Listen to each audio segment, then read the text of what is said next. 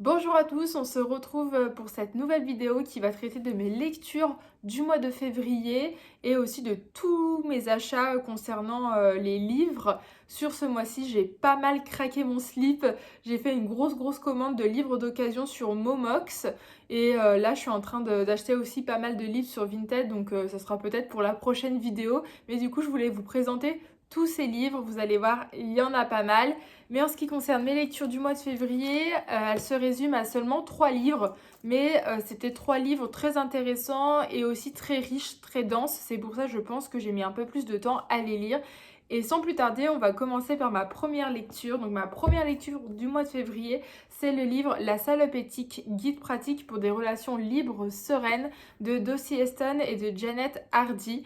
Donc je m'intéresse de plus en plus aux différents types de couples et aux différents types de relations amoureuses.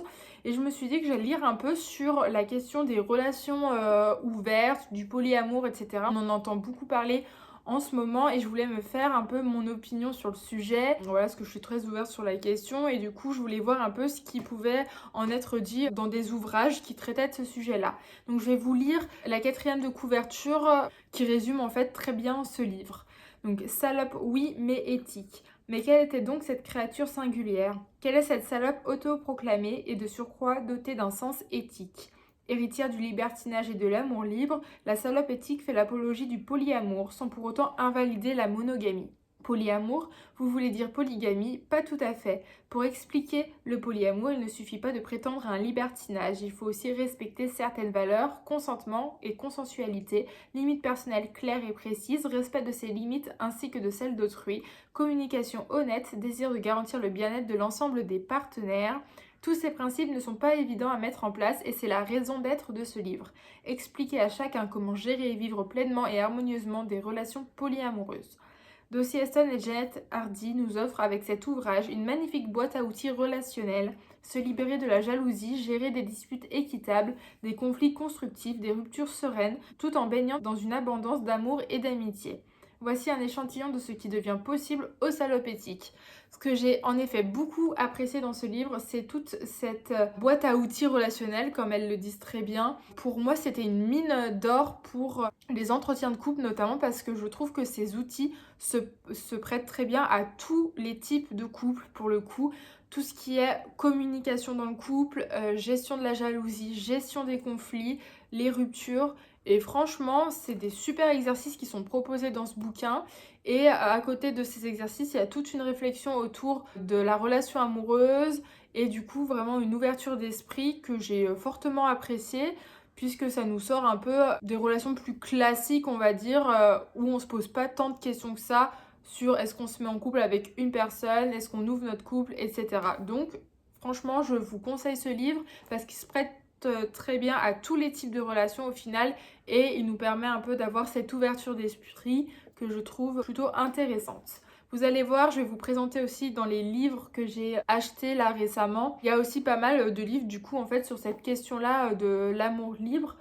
Et surtout en fait du fait de passer d'une vision de l'amour fusionnel à une vision de l'amour un peu plus indépendante du côté des deux partenaires. Ensuite j'ai enchaîné avec le livre de Boris Cyrulnik qui s'appelle Un merveilleux malheur. Donc Boris Cyrulnik il a écrit pas mal de livres notamment sur la résilience. C'est vraiment quelqu'un qui s'intéresse beaucoup à ce sujet-là, de par notamment son histoire propre qui est très dure, mais du coup très enrichissante pour nous en fait. Vraiment, c'est un exemple, cet homme.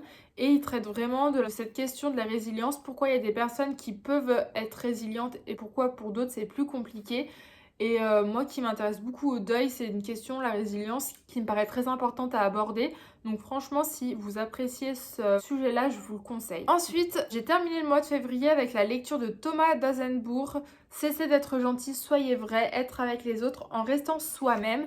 Donc c'est un livre qui parle beaucoup de la communication non violente, mais pas que, mais aussi toute la vision de comment est-ce qu'on rentre en relation avec les autres.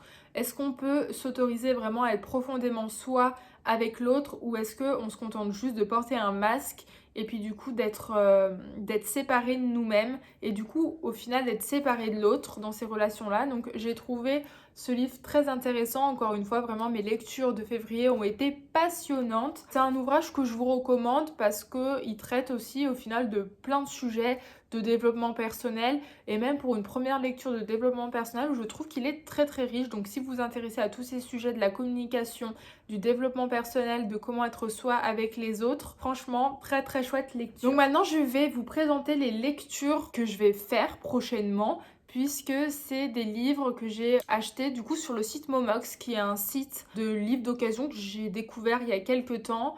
Et quand on a besoin d'acheter beaucoup de livres, de se procurer beaucoup de livres, c'est une très bonne option. En plus, c'est plutôt écologique comme système, même si le point négatif d'acheter d'occasion, c'est que bien sûr, on ne rémunère pas à leur juste valeur tous ces auteurs. C'est vraiment le point négatif, je trouve, dans le fait d'acheter des livres d'occasion. Mais ma foi, aujourd'hui, c'est la manière d'acheter des livres qui me correspond le mieux. Sinon, je peux les emprunter à la bibliothèque, mais moi qui aime beaucoup garder les ouvrages, mettre plein de post-it parce que c'est des ouvrages qui vont me durer dans le temps, entre guillemets, dans ma pratique aussi. C'est pour ça aussi que je préfère, à l'heure actuelle en tout cas, les acheter plutôt que de les emprunter simplement. Donc j'ai acheté le livre d'Esther Perel, L'intelligence érotique, faire revivre le désir dans son couple.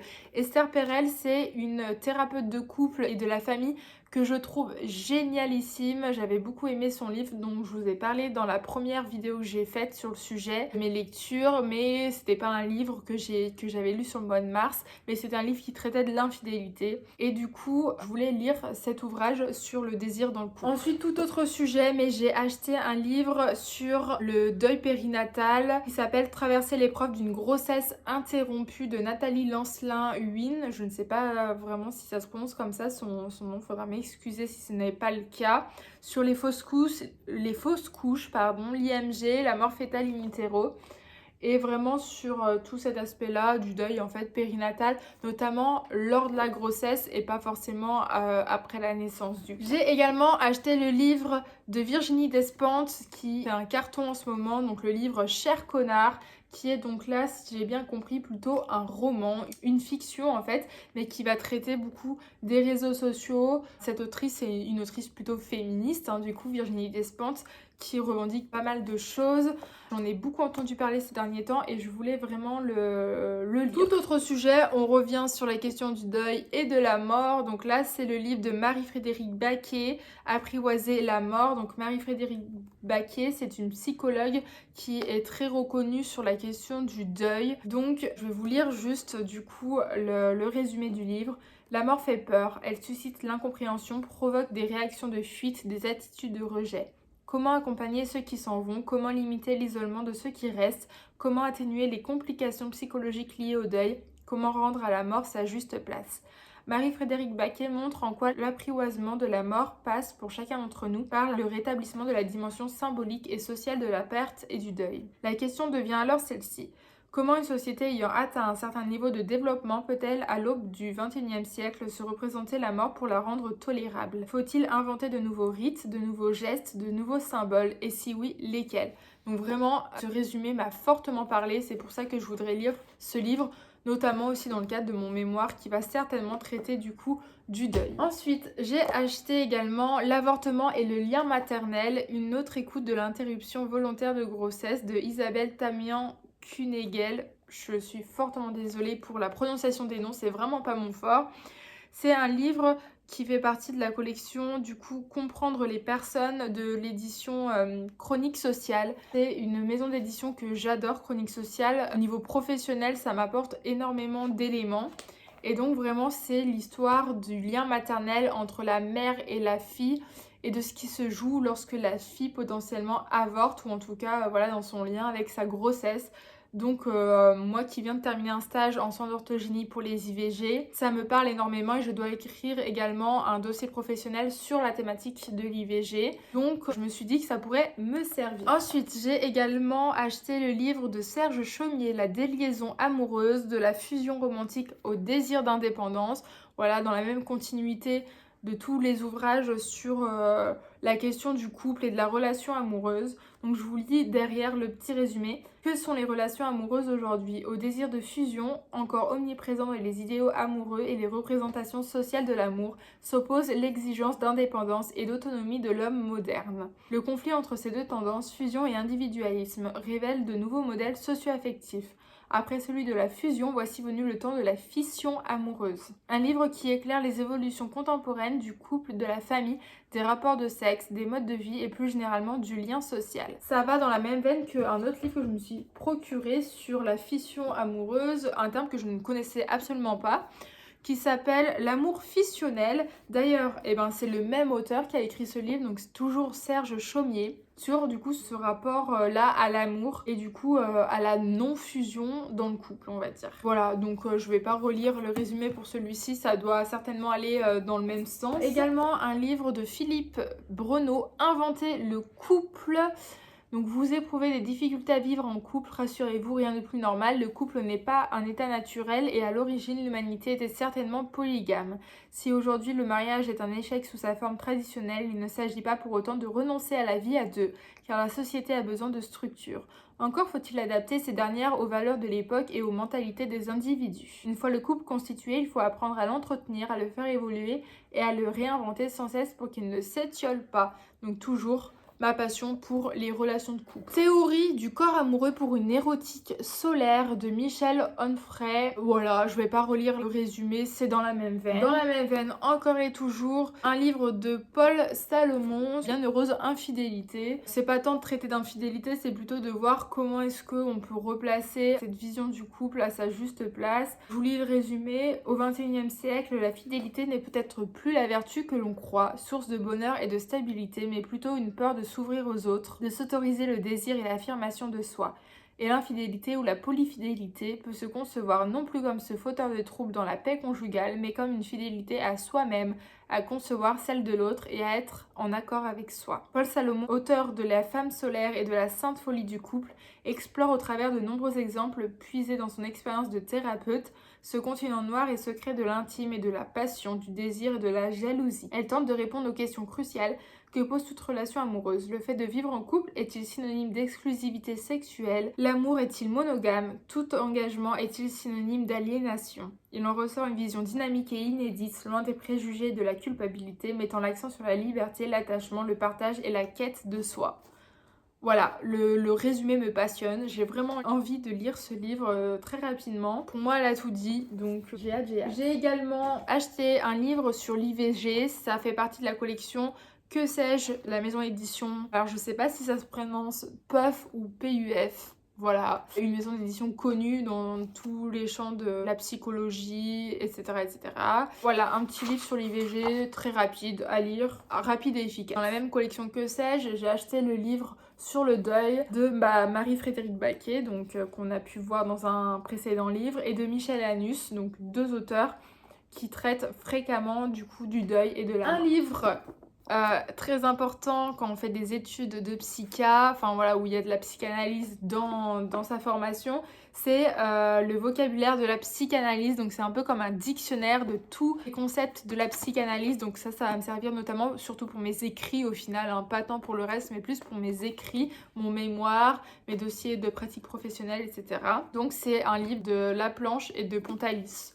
Voilà, des auteurs très connus en psychanalyse. Dans la même veine de la psychanalyse, c'est les 100 mots de la psychanalyse, aussi dans la collection Que sais-je de Jacques André, où là c'est plutôt un récit qui du coup aborde les plus grands concepts de la psychanalyse. Pour revenir sur l'histoire des relations ouvertes et du polyamour, du coup je me suis procuré pour continuer mes lectures sur ce sujet-là, le livre Vertu du polyamour, la magie des amours multiples de Yves-Alexandre Talman, donc qui est très recommandé du coup dans ce domaine-là. Je vais vous lire la 4e de couverture.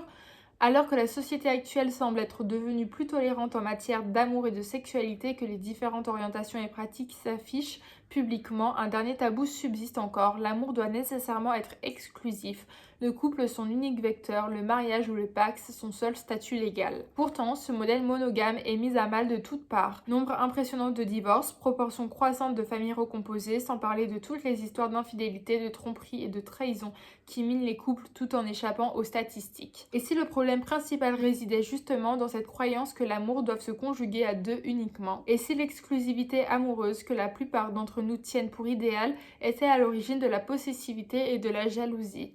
Et si l'engagement vis-à-vis d'un seul partenaire portait en germe l'insatisfaction, l'ennui et même la violence? C'est cette thèse audacieuse que soutient cet ouvrage. Pour cela, il défait de nombreuses idées reçues sur les relations amoureuses et surtout, il montre que respect et confiance peuvent émerger dans des amours multiples et assumés. Oui, aimer ouvertement et honnêtement plusieurs personnes à la fois, c'est possible. Ce qui m'intéresse vraiment dans ces ouvrages, c'est vraiment la déconstruction de tout ce mythe autour du couple que la société a pu créer. Voilà, enfin ces termes de possessivité, de jalousie, qui je pense effectivement sont très prégnants dans le couple actuel, on va dire monogame. Donc voilà, j'ai aussi hâte de lire cet ouvrage pour me faire aussi un avis un peu plus approfondi sur cette question. Et pour aller dans la même veine que le polyamour, j'ai trouvé un livre très reconnu dans le domaine apparemment qui s'appelle Compersion, transcender la jalousie dans le polyamour. Alors compersion, c'est un terme que je ne connaissais pas avant de m'intéresser à ce sujet, et du coup la compersion, c'est un peu l'opposé de la jalousie, c'est-à-dire être heureux du bonheur de l'autre et du coup de se dire ah bah c'est cool pour lui s'il peut faire telle ou telle expérience et au final vraiment être heureux pour l'autre. Donc j'ai hâte de voir ce qu'il en est parce que je pense que ce concept de la compersion peut vraiment se transposer sur d'autres plans que la relation amoureuse ou alors dans d'autres types de relations amoureuses que du polyamour, même dans de la monogamie. Pour finir avec les livres que j'ai pu acheter, le dernier c'est Rival. Rival, il n'y a rien de pire que les femmes entre elles de Marie-Aldine Girard. C'est un livre que j'ai beaucoup vu passer sur des comptes féministes sur Instagram. Je vais vous lire du coup la 4e de couverture. Cette phrase que nous avons toutes entendue au moins une fois dans notre vie est loin d'être anodine. C'est la conséquence directe de siècles durant lesquels les femmes ont été conditionnées à considérer leurs semblables comme des menaces. Pourquoi voit-on l'autre femme comme une rivale? Où cette rivalité prend-elle racine? Comment se manifeste-t-elle socialement encore aujourd'hui et surtout comment y mettre fin? Un essai pour en finir avec la rivalité féminine. Très intéressant. Je vous en parlerai sur les lectures du coup de mars puisque j'en suis déjà à la moitié. Voilà. Écoutez, j'espère que cette vidéo vous a plu. N'hésitez pas à me partager votre avis, à me dire également quelle lecture vous avez fait vous en ce mois qui vient de passer, donc le mois de février. Est-ce que vous avez des lectures qui vous intéressent parmi ces livres que je vous ai présentés? Voilà, ça me ferait très plaisir d'avoir votre avis. Et d'ici la prochaine vidéo, prenez soin de vous, portez-vous bien et je vous dis à bientôt. Ciao ciao.